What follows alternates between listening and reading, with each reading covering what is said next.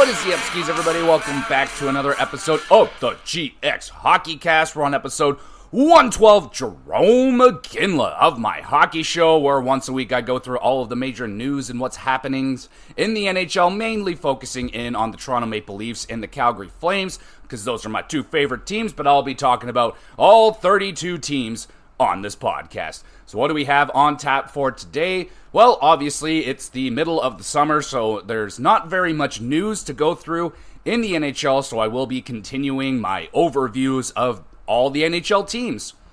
So far, I think on this episode, we're going to be covering the New York Rangers and the Colorado Avalanche, and I'll probably try and squeeze in one, maybe two more, but those are the two that I'm deciding on right now.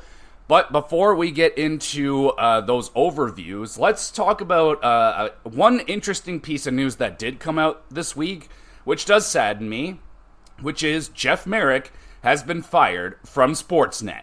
This is saddening. So Jeff Marek, he has been around hockey for a very, very, very, very long time, and he's pretty damn awesome, man. Like, I used to listen to him on Puck Soup.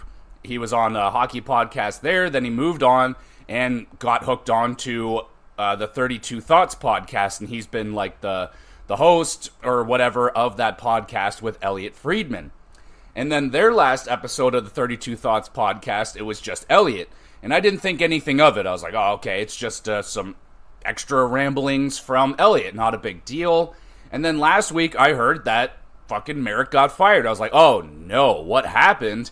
Thankfully, it's nothing like horrifying or anything. What apparently happened is that Marek was, getting told what the draft picks were going to be at the most recent draft, and then he was, leaking said draft picks before the teams would make their picks. It's like, all right, Philadelphia's coming up. Marek just announced what it's going to be, and Philadelphia selects blank. But that's not necessarily the issue. I think the issue is that he might have leaked it to someone, and then that someone leaked it when they weren't supposed to, and I think that was the issue. So Marek gets fired from Sportsnet. I think, without a doubt, he's going to land back on his feet. That's not a huge controversial firing or anything. I think it's just a breach of contract more than likely, and If it wasn't for, that's the only, I think other than this, it would be a slap on the wrist for Marek, because I don't think the guy's ever done anything horrible, but, I mean, it was a mistake. It was an honest mistake, I would imagine, and at some point, probably going to hear from him. I don't know, maybe he's going to come back to Puck Soup.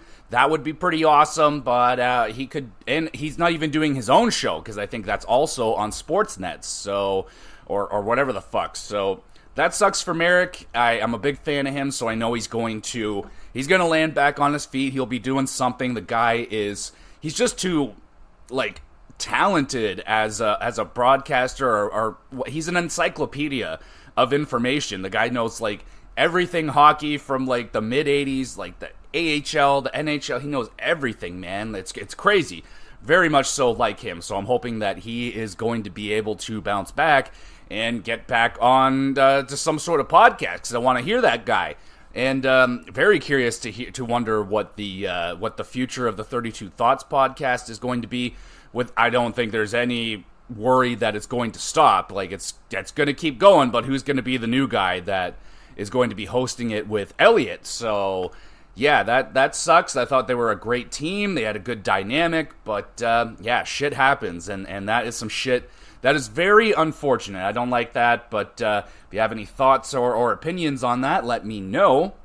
And another thing that I missed last week was Toronto Marlies signing Alex Nylander. So this one's actually super surprising for me, because I'm shocked that Columbus did not re-sign Alex Nylander, who was tearing it up with Columbus when he got there. Alex Nylander, a 8th overall first-round draft pick, just like his brother was, and he just hasn't found it. I mean, he was stuck in Buffalo, so, shit probably wasn't going to work out very well there for everyone. It looks like Nylander was one of the young prospects there that just didn't make it. He's been bouncing around the league. He was in Pittsburgh. I was like, oh shit, maybe he can hook up with Crosby. It didn't happen. And then he ends up in Columbus, and I was like, oh shit, it's over. It's over. And then he scores 11 goals in like 19 games or something like that. He was on a 36 goal pace through an 82 game season. So what the fuck, Columbus? Do you guys not like goal scoring or something? Anyway, he walks. No one's interested in him, so the Marlies pick him up. So as far as I understand, that doesn't mean he has a NHL contract, and someone could still potentially offer him a NHL contract, and no, he will no longer be a part of the Marlies and be in the Leafs system. But this is really cool for, I don't really know. I don't know who it's the most cool for. I would rather see Alex Nylander making it in the NHL. That would be way better, and I thought he had it in Columbus, but now he's back down in the Marlies, and it doesn't really seem like he has much of a chance at all of cracking into the Leafs roster, which, again, is a little bit surprising. I mean, he might have a lot of other deficiencies in his game, like he might just be a disaster defensively, but hey, man, if there's a potential 30-plus goal scorer here, shouldn't we try and check it out and see what's going on? But maybe that's what they're doing with the Marlies. If he tears it up with the Marlies, I don't even know if they can technically call him up to the Leafs unless they offer him a contract, which could happen. But it's cool to have both the Nylanders in the Toronto system, in the Toronto area. So, I would imagine if they happen to line up and Willie and Alex have off days, they're going to hang out with each other, and I would imagine that would help them out. Or at least, it would put Willie in his happy spot. Oh, I got my bro here. Might put Alex in his happy spot. I got Willie Styles here. Or it could make things worse because Willie's like, yo, bitch, I'm making $11 million and you're just struggling in the Marlies. What's going on, my boy? But regardless, it's an interesting situation going on with Alex Nylander.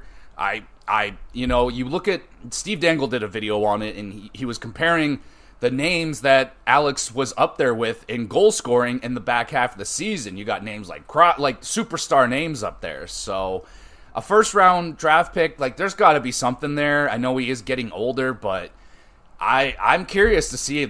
I feel like there's more with Alex Nylander. I don't know if we're ever going to find out if he's playing with the friggin' Marlies. So that's going on. What do you think of Alex Nylander? Will he ever crack it into the Leafs lineup? I don't know. Doesn't seem like it. All right, let's go back to where we left off last week with the signings and stuff like that. That mystery goaltender that I talked about last week, they had no name, but they had all the numbers and everything. That was New Jersey's Nico Daws. Nico Daws gets a 2-year extension, league minimum, 23-year-old goaltender, so that is their third guy, their depth goaltender. He was not the best, but we'll see what he's only 23, so maybe there's more there. So now let's talk about Ryan Lindgren of the New York Rangers, and then we'll slide into a New York Rangers overview and shit like that. But Ryan Lindgren, a pretty damn important piece for the blue line of the Rangers, and he gets a 1-year extension worth $4.5 million. So Lindgren was on the arbitration list. He was going to do that, but I guess that's all good. We don't have to go through that. But 1 year, very interesting. He's 26 years old, and it does kind of make sense because Lindgren, he's been a defensive dynamo for New York for a few years now. But last season it was an off year for Ryan Lindgren statistically, not points-wise, but defensive metrics and all that stuff. He had a bit of an off year.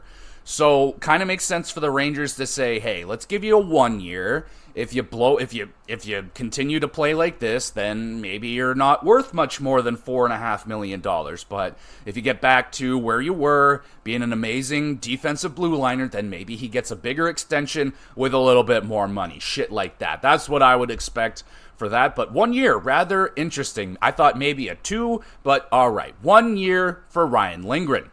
So let's go now to the New York Rangers. Let's take a look at this team overview-wise. Salary cap-wise, they're broke. They have no money. $623,000. So, yeah, they're right up against the salary cap in terms of draft picks. They're a little bit barren, They do have their first round in 2025. They don't have their second, third, or fourth round picks, and they do have their fifth, sixth, and seventh. So, obviously, this is a team that has been crazy that they started their rebuild in like 2020 or something like that, and they're already contenders. Like, they've been a contending team for a couple of seasons now, and I would expect them to be in that contender spot again, but this is what a normal contending team's draft pick situation looks like. They don't have any seconds in 26 or 27. They don't have any fourths for 26 or 27, and the rest they have. They have no extra draft picks, so they have their firsts to play with. They already removed all of their seconds, and they got a couple of thirds they could play with, some future thirds anyway if they need to make trades, but like I said, no salary cap, so that's going to make things a little bit more difficult. So let's take a look at the forward group, which has been pretty much untouched for a little bit here, but they did make a couple of additions. We got, Artemi Panarin is not a new addition. He has been here for quite some time. He's a stud. He's a superstar. He makes $11.6 million. So that's a good chunk of change. And expecting, I don't know, maybe last year was a little bit off for Artemi Panarin. You're going to want definitely a bigger performance out of him in the playoffs for sure. And then you got Mika Zibanejad, another one that falls in that category. Needs to have a big playoff, a good bounce back season for Mika Zibanejad. He's 31 years old now. This team is underratedly starting to get older. Panarin's 32, Zibanejad's 31. He's making $8.5 million for the next 4 seasons. So that deal could potentially start to age not great over the next I don't know. I think Zibanejad should be all right. He's been one of the more underrated studs in the league. I think he should be fine. Chris Kreider, he's 33 now. He's making 6.5, still a bargain contract. I wouldn't, even if he starts to fall off, 6.5, you should be okay. But Kreider does play a power forward game. He's 33 now, so maybe we start to see a bit of a drop-off at some point in Kreider's game. We're getting close, I would imagine, to that starting to possibly happen, but last season he was fantastic again. 39 goals, 75 points in 82 games. The guy is basically guaranteed for 30 goals at this point in his career, even though he's only hit 30-plus goals 3 times, but he's done it 3 years in a row now. So he's honestly playing his best hockey the later in his career. So just be wary. We could see a drop-off in Kreider's production at some point. Maybe he falls back down to 25 goals, maybe 20, but at this point, I think he should be fine. You got Vinny Trocheck, just an absolute stud. Loved this addition for them when they brought him in, and it really paid off. He was an amazing just player for them in the playoffs last season. He's 31, making $5.625 for the next 4 seasons. I have no problem with that deal right there right now. He's generally good for like 55, 60-plus points. And then we got some of the younger guys. So you got Philip Hedl. He's been all over the map, man. He's 24 years old now, making $4.437. Just a really wild number right there, I must say. Good for you. Not too much money, but last year was rough. He only got into 10 games and only 6 assists in those 10 games. Not bad. That's decent production in 10 games. No goals, which is a little bit concerning considering he had 22 goals in 22-23. So looking to get back to that production. He had 45 points that year. Even like 45 points when you're making $4-something million, I think they're going to be wanting a little bit more production out of Philip Hedl this year. So hoping for 50-plus points out of him. And then they brought in Riley Smith from Pittsburgh, I do believe. They got him retained. He's only making $3.75. It did not work out for Smith in Pittsburgh. It just didn't work. I thought it would. I thought when they signed him, I'm like, yeah, that's a good signing. I like that. But didn't work there. So hopefully it works out with the Rangers. He is 33. He's, generally he was really good with Vegas. Good 50, 60-point kind of guy. If you can get back to that, that would really help out their forward group is really good already, but man, if Riley Smith can get back to playing like he was in Vegas, fuck yeah, that would help out a lot. And then we got the Capo Caco situation. He's still a Ranger. He's 23 years old now, making $2.4 million, and last year was very much so not impressive at all. Took a pretty major step back. So in 61 games, only 19 points, 13 goals, but 19 points in 61 games. That's just not cutting it for a second overall pick. The season prior, he had 40 points, 18 goals, 22 assists. Looked like he was on the cusp of breaking out.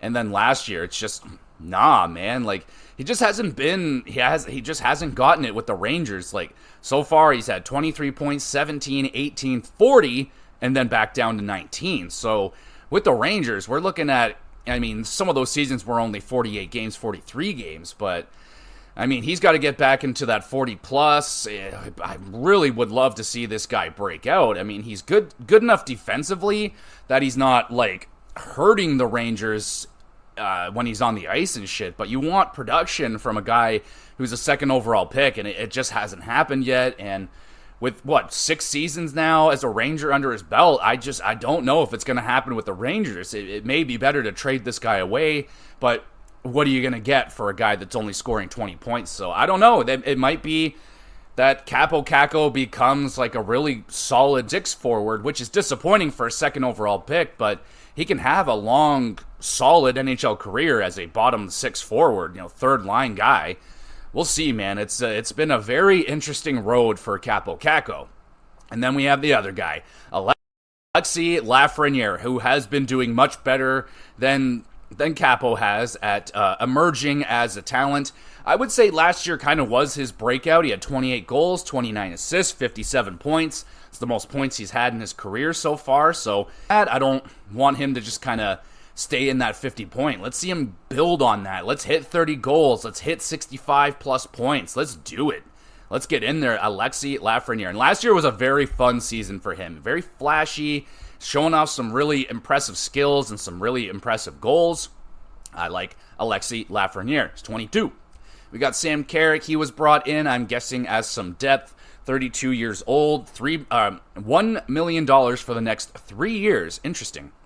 We have Adam Edstrom. I don't really know a whole lot about that guy. I can't say I know much about him. I don't know if he's even going to make the lineup.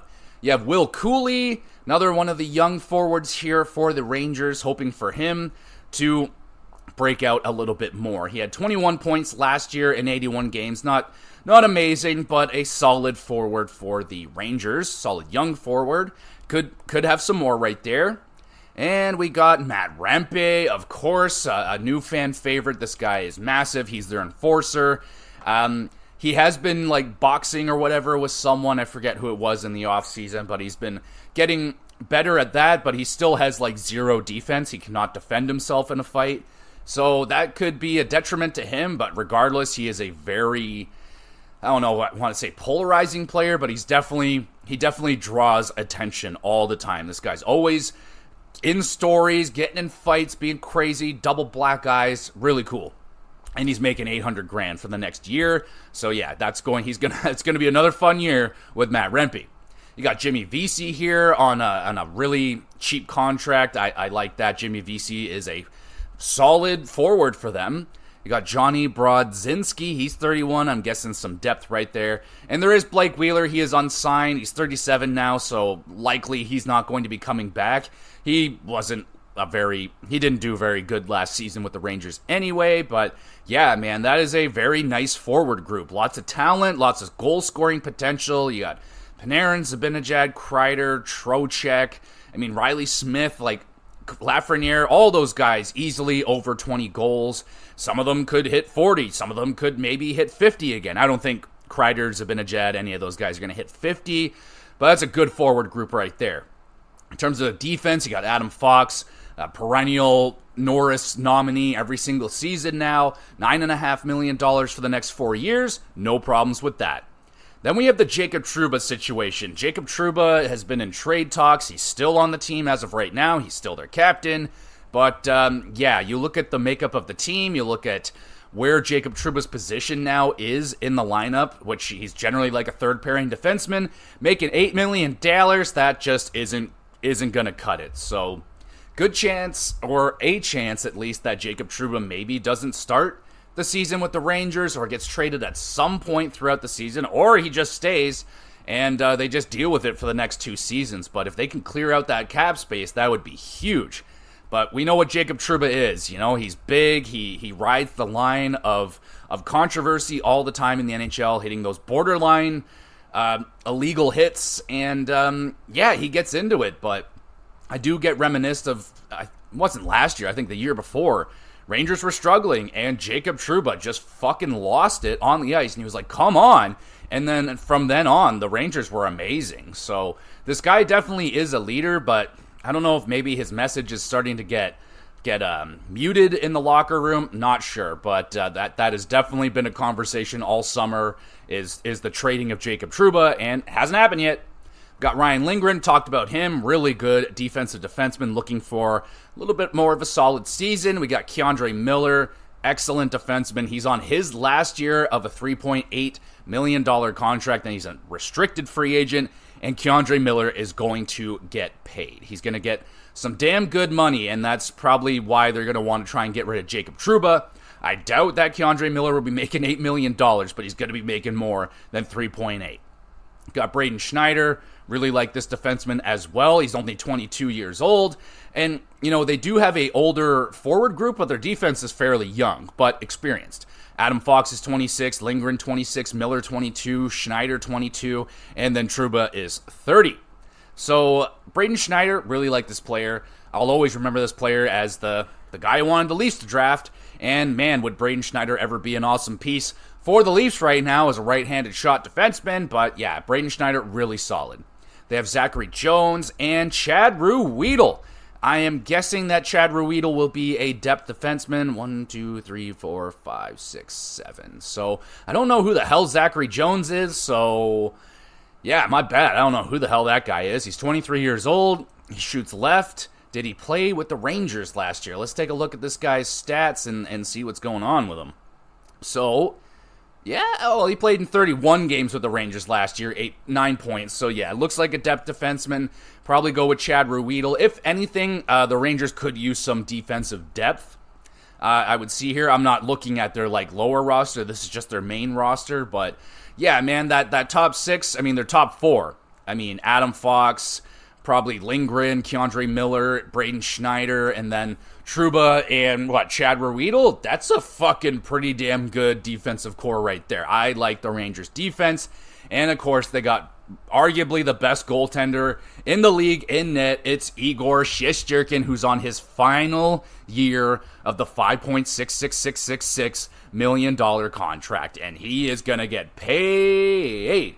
We're talking $9, $10, $11 million for this guy. It's going to be fucking crazy, man. It's going to be absolutely crazy. He has paid goaltenders in the league. It's just a matter of time before he gets that money. Excuse me. So, Igor Shesterkin, we know what he is, right? He's an awesome goaltender. Generally, he might have a little down every now and again, but he's an absolute stud. Bonafide stud. And then you have Jonathan Quick. 38 years old now, but the guy was unfucking believable for New York last year. Really helped them out. I'm really happy that freaking Quick is still in the league playing, because he's solidifying himself as one of the greatest American-born goaltenders of all time. So, yeah, that is actually, I know he is 38 years old, but that was one of the best tandems in the league last year. And it is risky. He's 38, but I'm not all that worried about Jonathan Quick being their backup, honestly. I can go through their prospects, but fuck, man, I don't know these guys right now. So, overall, they're still a very, very good team. I think Rangers are easily playoff bound. Should be no worries with that. But is this team good enough to win a Stanley Cup? I mean, honestly, with Igor Shesterkin back there, I think anything is possible with this team. It's definitely a good enough team that Igor could steal them a fucking Stanley Cup. That could happen, but I think they definitely could use some help on the back end. They can use some more depth there. Why not a little bit more depth up front, just a little bit, and it would really, really help out if they can just have a perfect situation where all the young guys start to break out or start having their best seasons. Alexi Lafreniere has an even better season.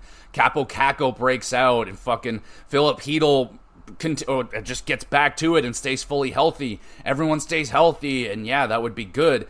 I mean, Mika Zibanejad's always been a point of like just a talking point as like, you know, is his heart really in it? We all know that he's like a DJ on the side and he really loves that, and hockey isn't like his true number one love, but the dude's a stud. But I don't know, maybe he could use a little bit more focus. Not sure, man, but regardless, this team is definitely going to do some damage. I would call them a contending team for sure. I'm not going to say they're going to win it, but I think they're definitely still a contending team for the Stanley Cup. That is my opinion on the Rangers. Let me know what you think of this team, and we'll go back now to the signings and whatnots. Let's go back over there. So we finished off with Ryan Lindgren. There you go. We'll close these up. Alrighty, more signings. So where'd we leave off here? I do believe I talked about Dustin Wolf last year. Just a 2-year league minimum, basically. Happy with that one.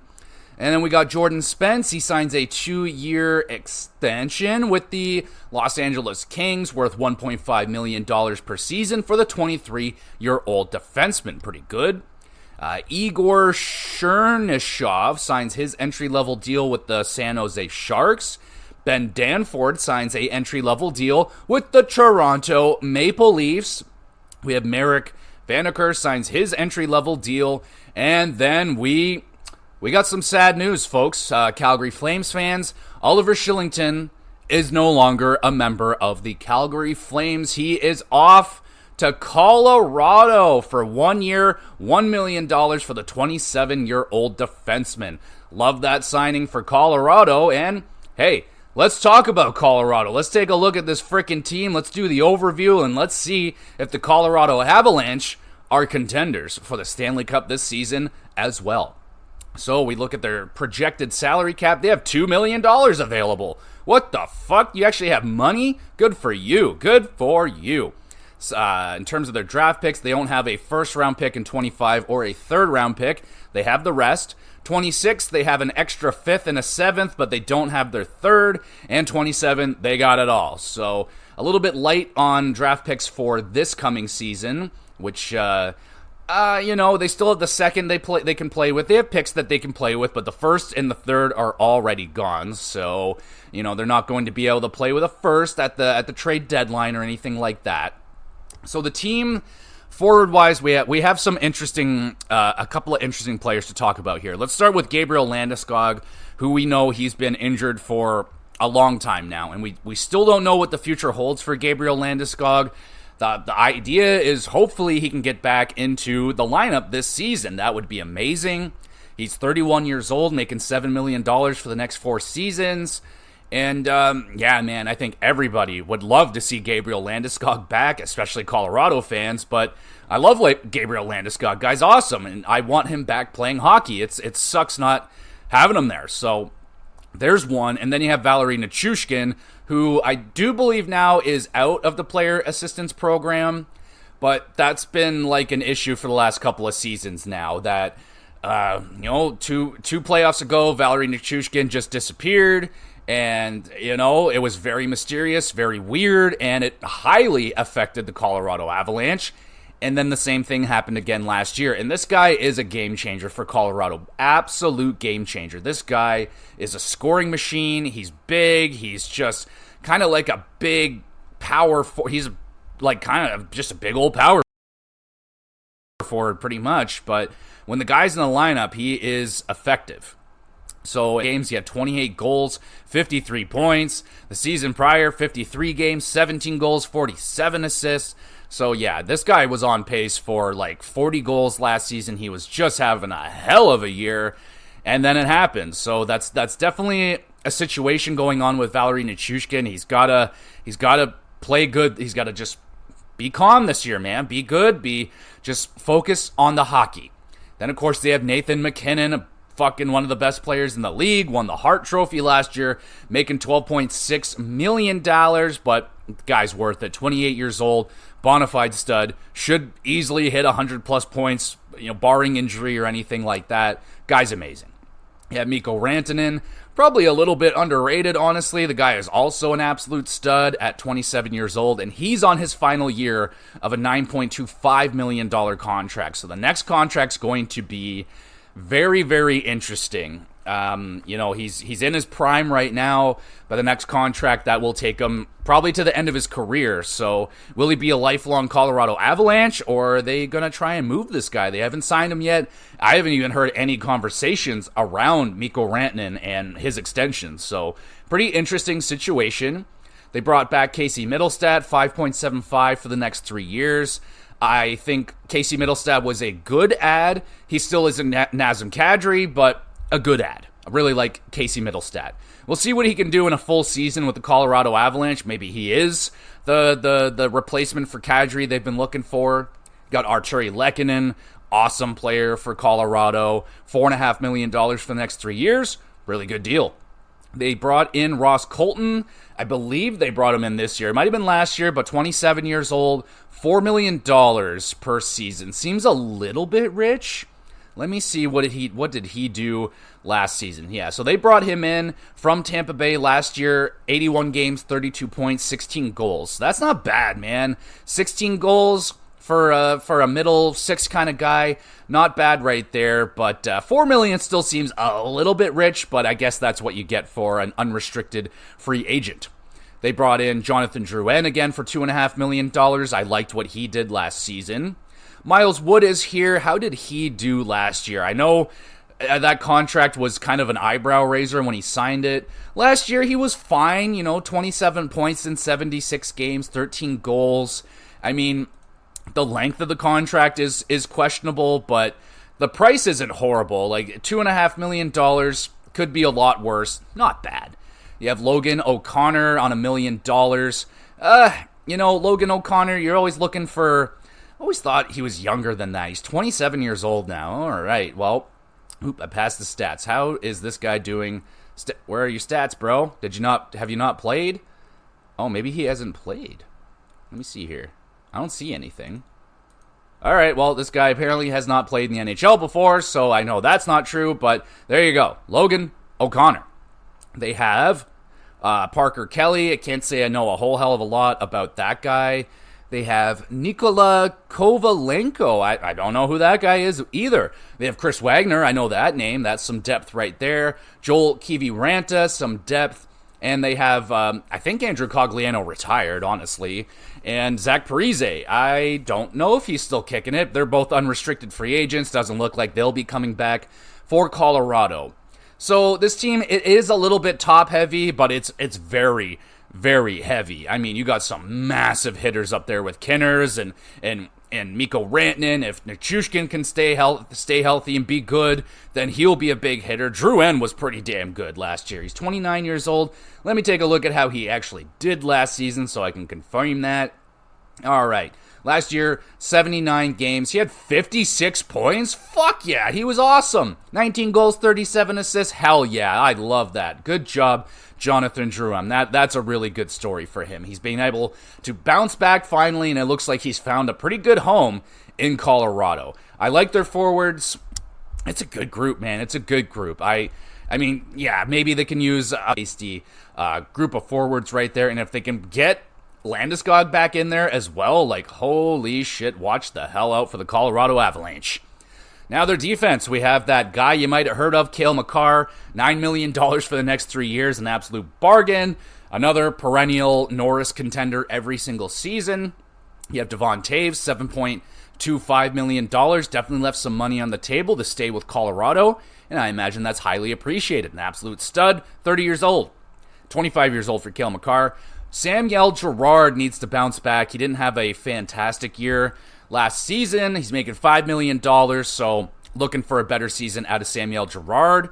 Josh Manson, really like that player. Good defensive defenseman, big, strong, hard hitter, 32 years old. And here's Oliver Shillington. So I don't know necessarily 100% yet where Shillington is going to land, but it looks like he could be a top 6 defenseman for Colorado because their top 4 is looking like Makar, Taves, and then Girard and Manson. And then they have Shillington, Brandstrom, DeHaan, and McDonald rounding out their top 6 and depth. So I would imagine those four guys are going to be battling it out. I would think that Shillington would make it on. He's damn good.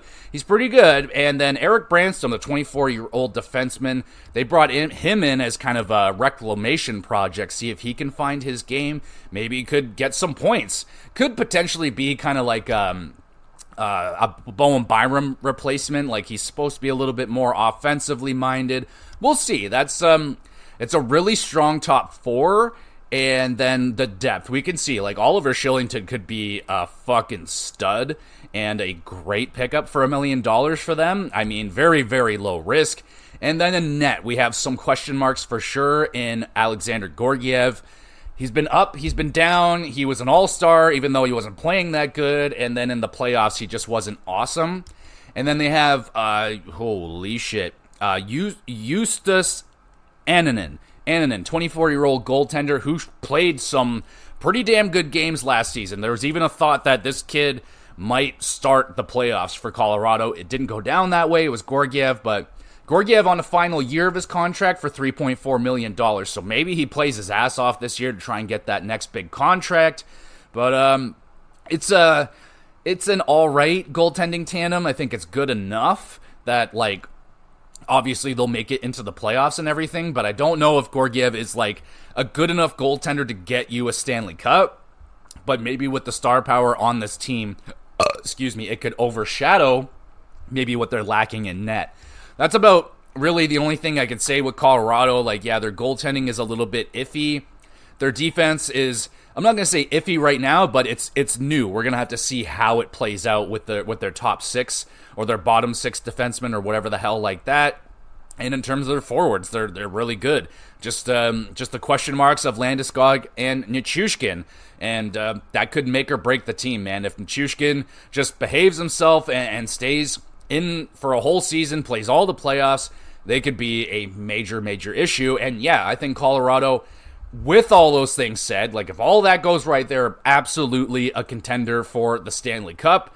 Definitely going to be in the race for a top team in the NHL, President's Trophy race, and all that good shit. But yeah, Colorado definitely going to be wanting to get back into that contention spot, and I think they can do it. All right, let's do another overview, and I guess since we talked about the Rangers, let's talk about the other New York team. Let's talk about the New York Islanders, who I completely forgot that they made the playoffs last year, and I mean, can you blame me? It was a pretty forgettable playoff run. They got dusted by the Hurricanes in 5 games, so yeah, it was pretty forgettable. But the good thing is, coming into this season, is they have Patrick Waugh now, and he's going to have a full, beginning training camp and everything. He was brought in late last season and turned the Islanders around and got them into a playoff spot, just barely, but he did it. And yeah, so there is a little bit of optimism, I guess, for the Islanders, but let's take a look at the team overall.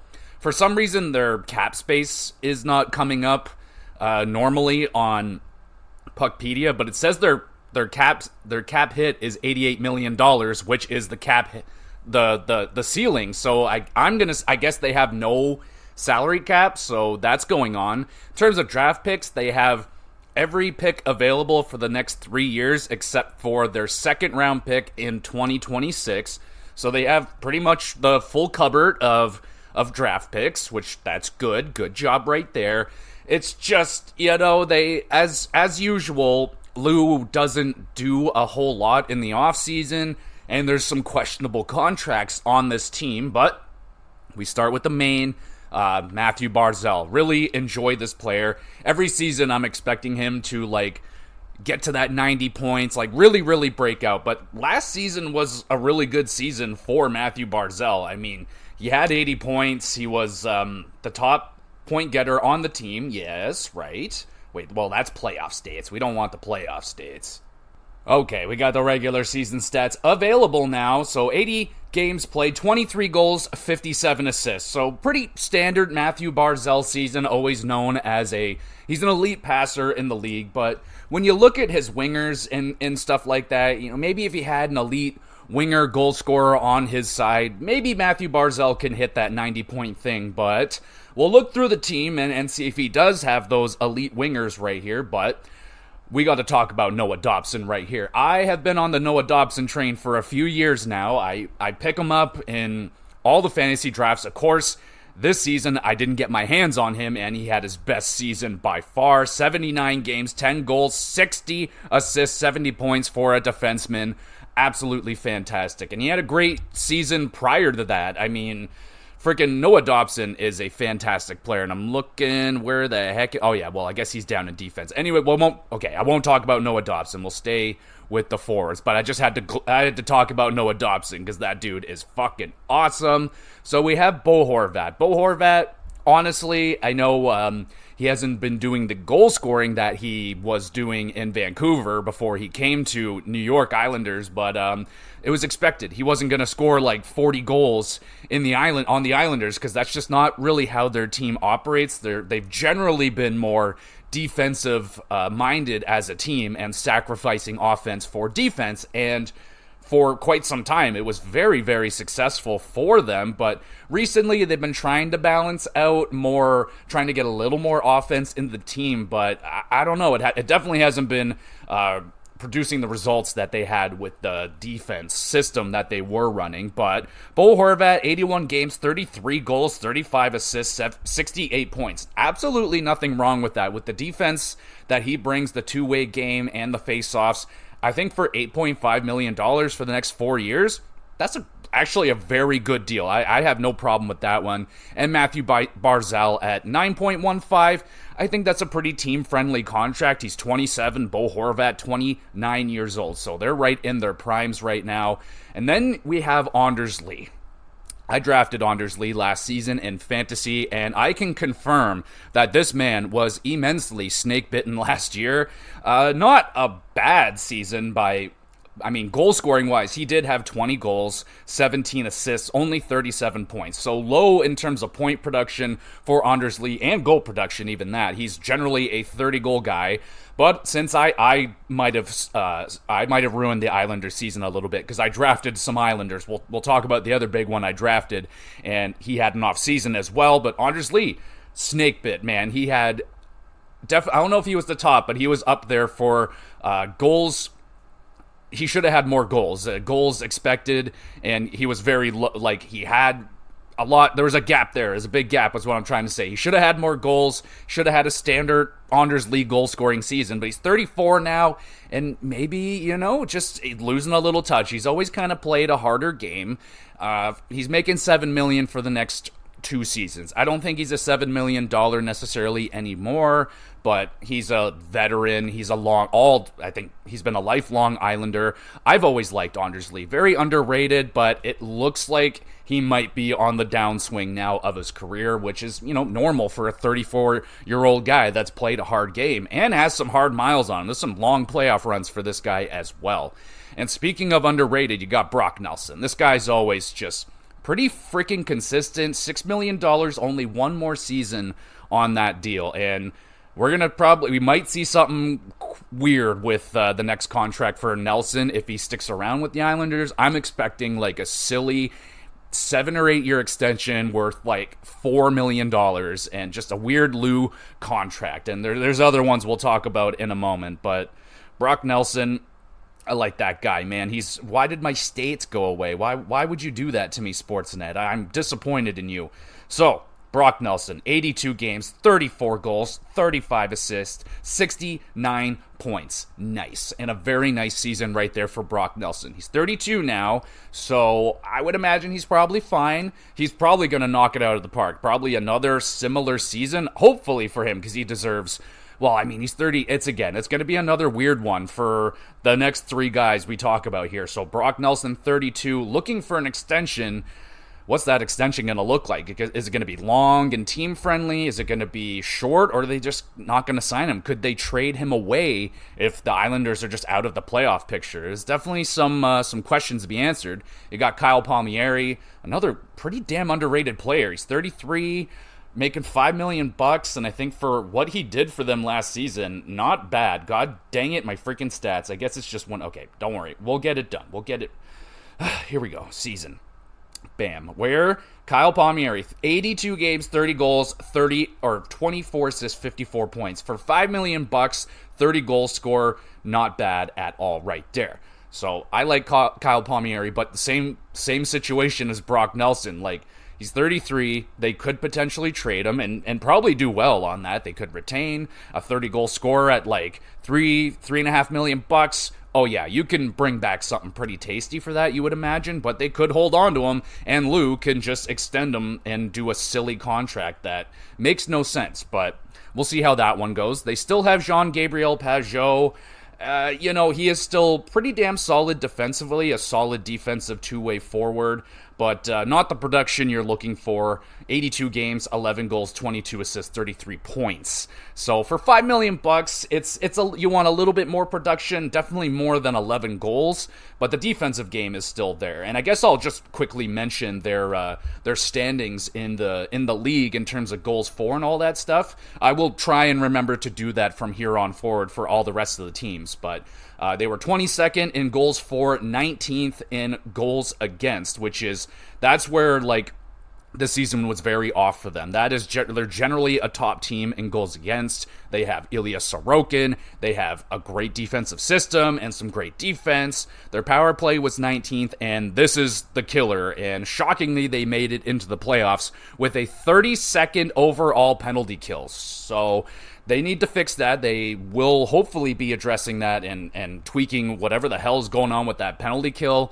I know we'll get to Sorokin, but Sorokin had an off season. Again, my fault. I drafted him, so my apologies, Islanders fans, but Jean-Gabriel Pageau looking for more than 11 goals. He's 31, 2 more years at $5 million, so I don't know if he would be a trade target for teams right now. Maybe next season there'd be a lot more interest.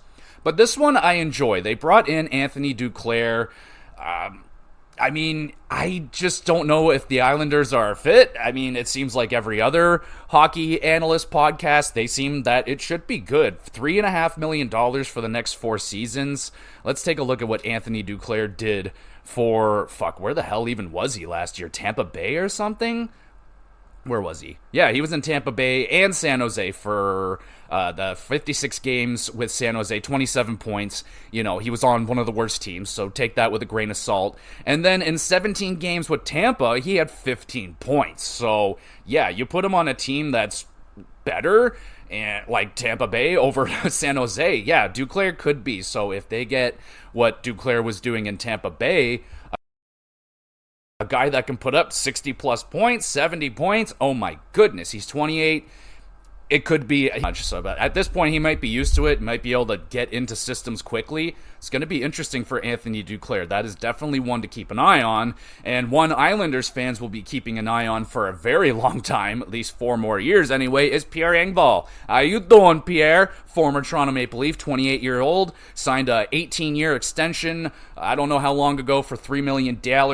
Every Leaf fan was like, oh, shit. Oh, woo. And yeah, I think Islanders fans so far are kind of feeling the sting on that one. Can I find his stats? How far down is he? He definitely had some, outbursts. I remember, throughout the fantasy season, watching him, and he'd be like, oh, he's 5 points in 2 games or something. He would just, have these outbursts. Very inconsistent, but in 74 games, 10 goals, 18 assists, 28 points. And, I just don't, if he's haven't really kept an eye on what his game is like in the island, but it sounds like it's not much different than what he brought in Toronto, which was kind of a big old bag of nothing. A bit of offense, but he's this massive dude that doesn't use his massive frame, where he could dominate guys with physicality, but he refuses to use it. So, have fun with that. Definitely, it's not horrible. It's just such a weird, unnecessarily long contract for a guy that has been very inconsistent. It's just a random-ass contract. Casey Cizikas,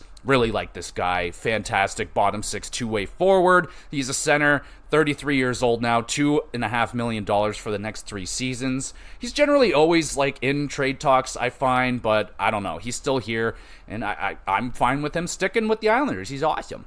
Got Oliver Wahlstrom, still young guy, 24 now, and he still hasn't found that offense they've been looking for out of the, I believe, former first-round pick. So he's got another year at $1 million. They extended him. He'll be a restricted free agent again. Will this be the season he breaks out? At this point, not likely. They have Simone Holmstrom, Hudson Fashing, Kyle McLean kind of rounding out their bottom six. Cal Clutterbuck has not been re-signed, and neither has Matt Martin, which is rather interesting. They're kind of been that very popular, well-known fourth line for the Islanders, so they might have to see if they can get that done. They're 36 is Cal Clutterbuck, Matt Martin 35, so if it's a money issue, it can't be a lot of money, but interesting. Not a flashy forward group right here. There's a lot of just really solid, like I would call them second liners, like Brock Nelson, Anders Lee, maybe pushing third line now for Anders Lee. Bo Horvat, Matthew Barzal are first liners, but are they like such awesome first liners that, you know, they will be the guys you want on your first line for a deep playoff run? Not necessarily. Bo Horvat would be like the best second line shutdown kind of center, and Matthew Barzal lately has been playing more wing, I do believe, because he's not a great face-off guy or necessarily the best defensively. Bo Horvat, much better, and you have other centers. So I mean, Matthew, they don't really have anyone that's over a point a game. Well, they don't. I mean, Matthew Barzal is close. Yeah, they got a couple of potential 30-goal scorers here in Palmieri. If Anders Lee bounces back, Bo Horvat, and maybe Anthony Duclair could get them some extra offense on the team. But yeah, their offense doesn't wow me, but then their defense. So their defense, you got Ryan Pulock and Adam Pelech, the 1-2 wham-wham combo of their defense shutdown pair. $6.15 million for the next 4 years for Pulock, $5.75 million for Pelech. Fine with that, they just got to stay healthy. Last season, they dealt with a lot of injury problems on the back end, if I do remember. Let's see if I can find these guys, because they're going to... Oh, it freaking reloaded on me again. Oh, geez. But I know those guys definitely were dealing with a lot of injuries, and that they're their 1-2 defense shutdown combo. So if they don't have those guys in the lineup, that's obviously going to be hurting them. So, okay, I'm trying. There's Pelech. He played in 58 games, and so did Pulock. So, yeah, losing your top defense pairing, at least shutdown-wise, defensive defenseman pairing, that's going to hurt the team a lot. So if those guys can come back in and play fully healthy seasons, they've never been known for like an immense amount of point production. Pelech had 16 points in 58 games, the 1 goal, and Pulock had 5 goals, 14 assists, 19 points in 58 games. But the guy that is bringing the offense on the back end is Noah Dobson. He's 24 now. He is really coming into his own. He had such a fucking good season. 79 games last year, 70 points, 10 goals, 60 assists. Like, what a stud. He's really coming onto the map now. He is still maybe not the best defensively, but he's bringing that offense for sure on the back end, which is huge for the Islanders. That's a big plus. Now, the scary thing is he's got 1 more year, and then he's a restricted free agent. So this kid is going to get paid. He's making $4 million right now. You can expect at least double that. Maybe he gets up to that $9 million. I can easily see that. So that's going to take a bite out of them next season. But Noah Dobson, I mean, I can see an 8-year extension working out fine for Noah Dobson. It could potentially lower that salary cap if they can get him for like $8 million, because they seem to do well, especially with Lou up there. They're pretty decent at keeping the salary caps respectable. So I can see him being rather a little bit more than Barzal, or the same, or a little under, somewhere around there. I don't think he'll be making more than $10 million, but he has a great argument too, so he's got to knock it out of the park again this season to really solidify that contract. They have Scott Mayfield, who I think was another one they added this offseason to kind of an eyebrow-raising 4-year contract worth $3.5 million. Now, I may be wrong on that one. I feel like Mayfield might have just been here already and they gave him the extension, but that's a little bit expensive for a 31-year-old defenseman. He does shoot right, though, so maybe that's why he's making a little bit more money. Noah Dobson, also the right-handed shot, and Pulock, also their right hand. So they got the right side pretty fucking nice right there. Not bad at all. And then they have Alexander Romanov. He's good. He's $2.5 million for the next year. He's got to get an extension as well, restricted free agent. Mike Riley, kind of a bottom 6 or bottom pairing defenseman, veteran, 31 years old. They have Samuel Beauduc, 23 years old. he's one more year on it and then restricted as well. Maybe he can break out, make a dent into their lineup. And they haven't re-signed Robert Bortuzzo. They could re-sign him for depth. They don't need to, and if he wants more money, but they could use him as a depth defenseman for sure. He is a right-handed defenseman, 35 years old. And then the really interesting thing, so they have their goaltending situation. You look at it on paper, and you're like, oh, fuck yeah, Sorokin, that's the man. But he had an off year, man. He really had an off year, and that's my apologies. I drafted him, but this is the first time Ilya Sorokin had an off season. And an off season in Sorokin's book is about, not horrible, but okay, so the 2 seasons prior, 925 and 924 save percentage, and then he went down to a 909 save percentage in 56 games, and a 3.01 goals against. So that's definitely playing into the penalty kill situation. Your best penalty killer is your goaltender, so rather their system sucked, and Sorokin just wasn't able to come up with those big saves on the penalty kill, something like that. Or Sorokin, a 909 is still like in and around league average. So you're still getting league average goaltending, but for the Islanders to be successful, they need him to be that 924. That's how they've been getting really deep runs in the playoffs, and they made the playoffs last year, but they weren't really a threat coming in. But thankfully, they did have Varlamov back there as well, who kind of saved them on the back end of the season. Patrick Waugh started rolling him out because he was the hotter goaltender. He is 36 years old. He's got 2.75 for the next 3 years. He could potentially play that out and still be really good. Look at Jonathan Quick. He's 4,000 years old in NHL years, but Sorokin had a great year. He was a 918 save percentage, and he's just been fantastic for the Islanders ever since he's got there. His whole run, 914, 929, 911, 913, 918, so you kind of know what you're getting out of Varlamov. You're going to get a damn fine season, and the dude took a pay cut. He took a half-price pay cut, and he's still playing. He's had his best season, so not a guarantee that he's going to come back to a 918 yet again, but people sound pretty damn confident that Varlamov is still an elite goaltender, technically. You would look at his stats anyway. So it's a good pairing on paper as long as Sorokin bounces back, but even if he has an off season again, you're still getting league average, at least, goaltending. And yeah, so their defense core, again, I like their defense core. It's as long as it stays healthy. They really need it to stay healthy, and again, that's another reason why their penalty kill was fucking lacking, because they lost their 2 top penalty killers for about 25, almost 30 games a piece. So yeah, they can hope for some better health, hope for a better penalty kill with the new Patrick Waugh being there. Yeah, man, I think the Islanders should be solid for another playoff run. I don't think they're contenders or anything, but hoping for a better playoff run than what they had last season, where they got kind of shoved to the side by Carolina and forgotten about. I had to look up and see. I was like, were they a playoff team or were they not? I was like, there's no way they weren't a playoff team if Washington made it. But yeah, that's the way it looks right now for the Islanders. I think they're still a good team, but they're not the team that was making it to the third round in the playoffs anymore with Barry Trotz. Is that right? But they have Patrick Waugh now, and Patrick Waugh is a damn good coach, and we're really going to see what he can do in a full season. So what do y'all think? Do you think the Islanders are contenders or pretenders?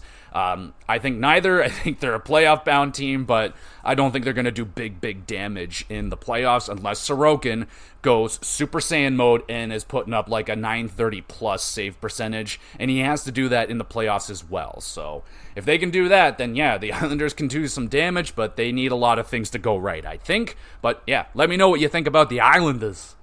So you know what? I'm feeling it. Let's stick with the Metro, or what people deemed last season the Midtropolitan. Let's go to New Jersey, man. A team that definitely had, I would deem, the most disappointing season altogether last year. That was, man, they had a lot of things go wrong.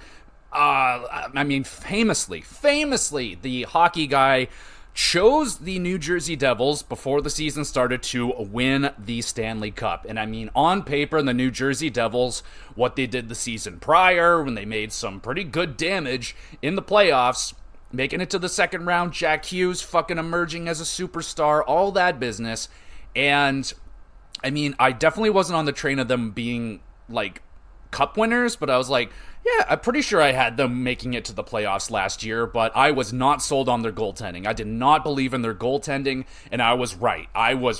They waited way too long to get themselves a goaltending upgrade in Jake Allen. They finally did it, and now this season they did the full upgrade. So let's do the New Jersey Devils, baby. So they have about $5 million in projected cap space, so they could do something with that, absolutely. There are some people out there, and there's still trade targets potentially that have not been traded yet. One that comes to mind, Nick Ehlers in Winnipeg. It's not that I don't think they would need that kind of player necessarily, but we'll find out. Let's get in there. So, in terms of draft picks, interesting situation. 2025, they do not have their first round, so they better be making the playoffs this season for sure. No disasters, hopefully. But they have 3 second rounds in 25. So, yeah. They don't have a 5th. They don't have a 7th. They have 2 6th, a 3rd, and a 4th. So, I don't know. Like, that's not bad, actually. They have a lot of draft capital that they can play with. 3 seconds is that's an abundance. We can officially call that an abundance of seconds. 2026, they got everything and an extra 4th. 27, they got everything and no extras. So draft pick wise, they're looking good right there. Nothing wrong with that. They got extras. And then their forward group. So I've never been a fan of them bringing in Timo Meier. Admittedly, I just didn't like it, man. I didn't like the amount of money that they gave him. And so far, I've been proven, I'm not going to say I've been proven right that he hasn't been a good player for them, but he definitely hasn't been putting up the production that they've expected out of him so far. Last season, 69 games, nice. 28 goals, 24 assists, 52 points. I don't think that's worth $8.8 million, and he's locked in for the next 4 seasons. Now, he did get hurt, and he may still be working his way into an Eastern Conference system and lifestyle that could take some time. But Timo Meier may not be worth $8.8 million. He just may have been an overpayment, and maybe he's just not the right fit. But at times it looks like it's good, at times not so much. But I'm personally not impressed with his production so far with New Jersey. Then you got Jack Hughes. Guy's an absolute fucking stud, making $8 million for the next 4 seasons. One of the best bargains in the league. He just needs to stay healthy.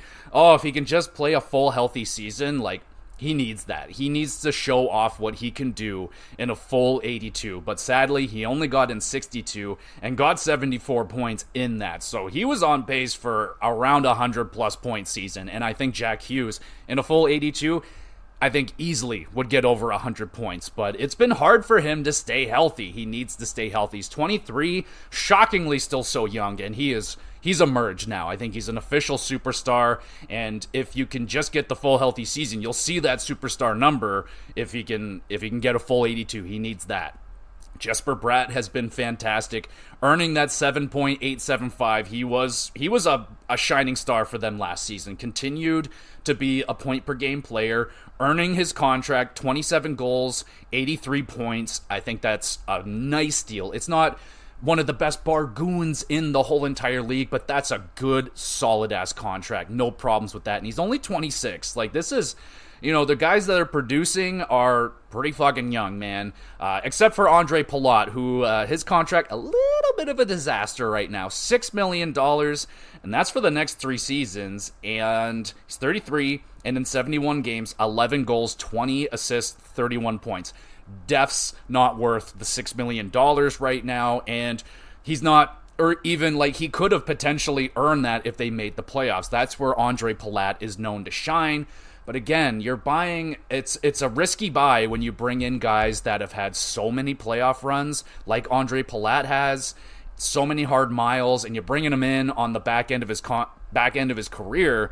And yeah, he's probably a descending asset at this point, and more than likely not worth the $6 million, which sucks, because I like Andre Palat. He was one of the unsung heroes of Tampa Bay. I mean, that dude was unreal for them, but so far, he can redeem himself. They make the playoffs, and he gets a point per game type situation, nice deep run. I don't think people will complain that much, and especially if they win a Stanley Cup, there will be zero complaints, but so far, a little bit of a yikes.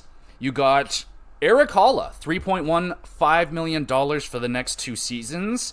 I think they... Nope, he played for them last year, and he's pretty solid, man. He's a little bit down from what I think normally, but not bad. 76 games, 16 goals, 35 points. So again, gonna want a little bit more, but not bad for $3 million, almost a 20 goal scorer. So that's some pretty good middle six depth. They brought in, I'm pretty sure they brought in Stefan Nason. I think they got him from Carolina, and if that's the guy I'm thinking of, then that could be a tasty addition, especially if they make the playoffs. He can do some damage there. They still have Thomas Tata. I think they might have brought him back in, or he was playing not a lot. Let me take a look here. I don't see him on their stats from last season, so they brought him back in for 1.8. If he can get back to maybe a 40-50 point guy, that'd be a fantastic contract, but I think those days are over. He's 33 now, so we'll see. They have Nathan Bastian, 1 more year at 1.35. Kind of a solid, he's 26, so a solid depth guy. They have Curtis McDermott, their tough guy. He's locked in for 3 years. Curtis Lazar, I feel like, had a pretty solid season for them. Not really, but he's pretty good, cheap depth for them. And they got a whole bunch of other guys here. They got William Maxwell, I think, Paul Cotter, or Maxwell William? Is that your name? What the fuck? First name's Maxwell? That's sick. Paul Cotter, and they have not re-signed Dawson Mercer yet. He is 22 years old, a center. How did he do last season? Dawson Mercer had a pretty nice season. 82 games, 20 goals, 13 assists, 33 points. 20 goals is nice. He's 22 years old. And so that's more than likely where a piece of that $4 million, $5 million they have left is going to go to Dawson Mercer. But I would imagine there is some discussions of where that money, how much of that money he is going to get. He's like, I'm 20, I'm on the ups, I could be much more than a 20-goal scorer. We'll find out and see where he slots into their lineup. But of course, this is a nice forward group. It just needs to stay healthy. I didn't even talk about Nico Hischier. Did I pass over Nico Hischier? How could I? I love Nico Hischier. So he as well, another guy, he missed some time as well, and he is another guy that has struggled to have a full healthy season, but at 7.25 for the next 3 years, really, really nice contract right there. And he was a pretty solid goal scorer for them last season, 27 goals, 40 assists, 67 points, and he's great defensively as well. I feel like his name is going to start popping up more in the Selke conversation. I think his name was in there. I don't think he was in contention, but I think we're going to start seeing his name show up there. So it's a really strong forward group. They got superstars. They got really good two-way forwards in Nico Hischier. They got some damn nice depth. If they can get a little more out of some of that depth and get some bargains, like out of Thomas Tatar, if Nason is a fantastic fit, yeah, man, I think that New Jersey, though they did get rid of Holtz, which we'll see if that one bites him in the ass. He went over to Vegas.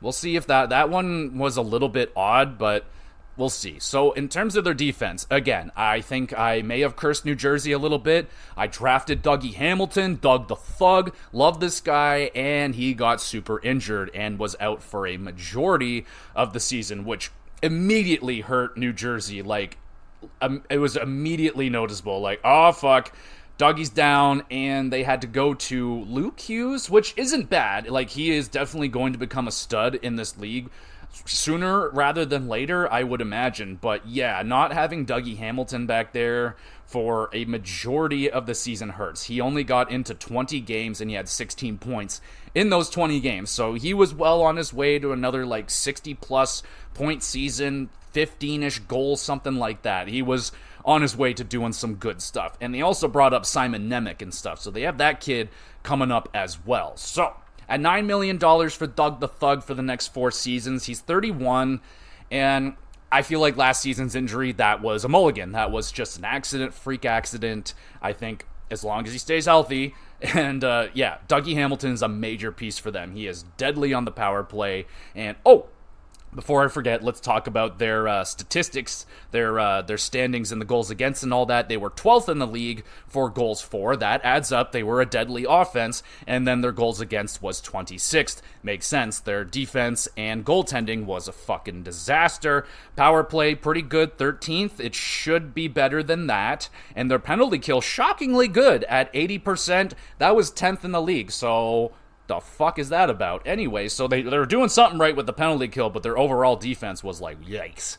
So, their defense core, we talked Doug. Now they have Brett Pesce. This is a fantastic addition. He was someone that I really wish the Leafs could have targeted and got. Right-handed shot defenseman and a fantastic defensive defenseman coming from Carolina at 5.5. I think that's a fair deal. Fair deal, not great, not bad.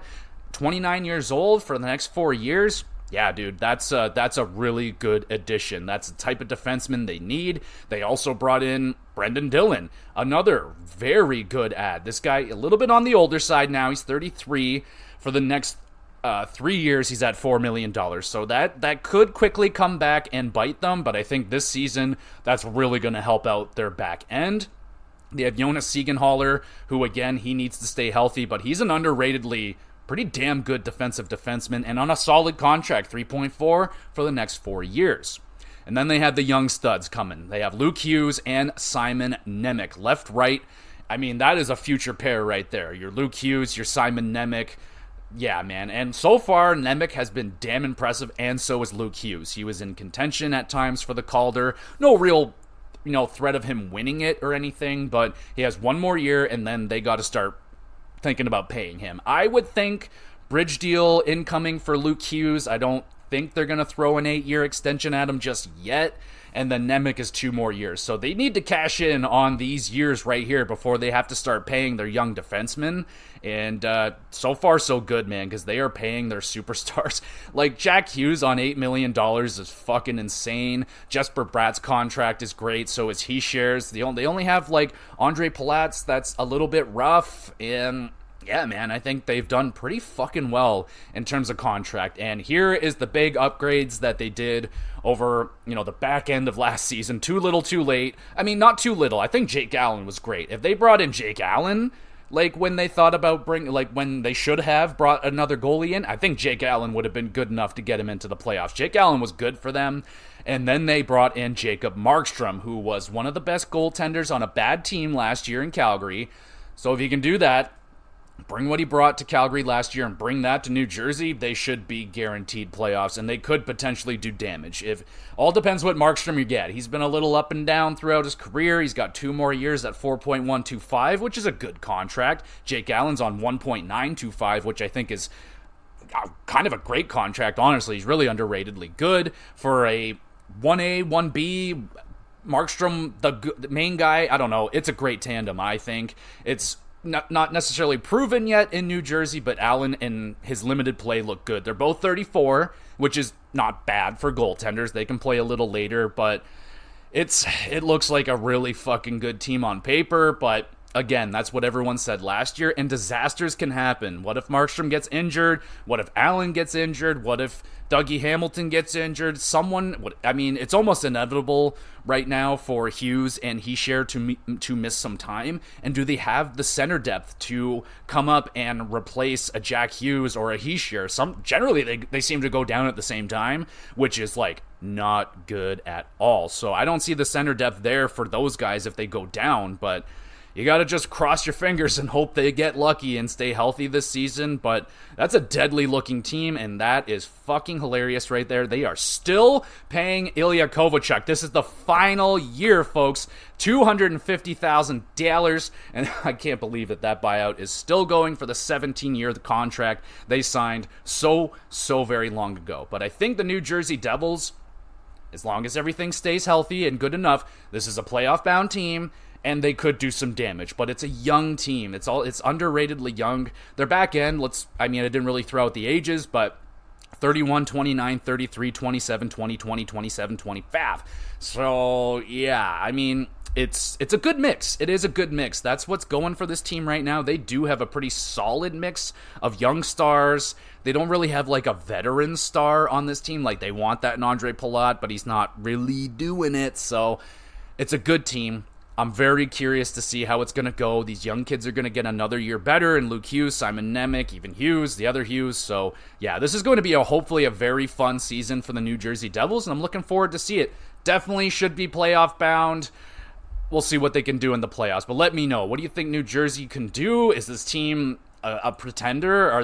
Is it going to be another missing of the playoffs? I find it hard with that veteran goaltending. Like, I wasn't even convinced they would miss the playoffs with their goaltending last year, which was very young and very unproven, and it kind of bit them in the ass. And not only that, but removing some of the defense that they removed really bit them in the ass as well. So they replaced that. I think their defense is maybe stronger than ever. So I'm pretty confident that Jersey is going back to the playoffs, and they need to start. This is a great window for New Jersey. They have guys on fantastic contracts. I think their window is open for the next 4 seasons. They could definitely maybe capture a cup within that window. So let me know. Do you think the window's open for Jay-Z, or is it just not open? Is it half open? I don't know. I don't fucking know. But let me know. So I think that's everything that I want to talk about for today. Trying to get more of these overviews done. I'll run down the ones that I've done so far. If there's a team that I didn't mention you want me to talk about, throw it at me. So far I've done Nashville, Calgary, Pittsburgh, Washington, Edmonton, Carolina, Philadelphia, Columbus, San Jose, Buffalo, Minnesota, Montreal, the Rangers, Colorado, and the Islanders. So if there's your favorite team didn't get named there, throw it out there, and I can more than likely do it for you. I have really no order in mind. It just kind of, if I see a signing, then I can connect it to an overview. Then I just kind of go with it that way. But I am kind of holding off on the Leafs because I need to wait. Like what's going on with Hawk and Paw and. What I feel like there's something going on. There's definitely more, but I can still do the Leafs whenever. It doesn't matter to me. And at some point, I want to do like bounce back candidates and potential breakout star candidates, that kind of situation as well. So we still have quite a good amount of time until the season starts, but it is creeping up. We're like 50, 60 days away. So I'm going to try my best to get all the overviews done, and then we'll do like the predictions where I think everyone's going to slot in. And yeah, it's going to be a lot of fun. We're getting closer. So get ready, baby. But thank you, everybody, so much for listening to the GX Plus Cast, the HockeyCast version of said podcast. And hopefully you're having a great day. It is a gorgeous day here in Canada. I really should be outside and not in the basement recording podcasts, but I need to do it for y'all, and I love doing it for y'all. So if you want to hit me with some love, make sure you're reviewing the podcast. Maybe share it with a friend or two. That would be awesome. If they like video games, hockey, or wrestling, let them know about it. They might love it, and thank you for it. So I also upload all of these onto the YouTube channel, Gamer GX Videos. It's a great place to send in questions. You want a question answered live on the podcast, get your name shouted out and your question answered.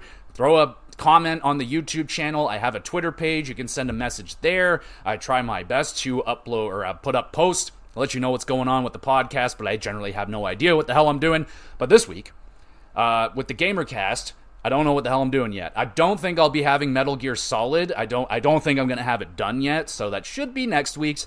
And I have 2 things in mind of what I want to do this week, but I'm going to leave it a mystery. But I have something. I'm going to give you a GamerCast this week, of course, but I'm not going to let you know what it is yet because I don't know yet. And the WrestleCast should be your standard recap, but it's the recap after SummerSlam. So shit is going down, dog. I'm almost done Monday Night Raw, and like shit is... Oh yeah. So make sure you're listening to the recap, subscribe, and do everything that you got to do. Thank you so much for listening, and we will be back again with some out GX Plus Cast.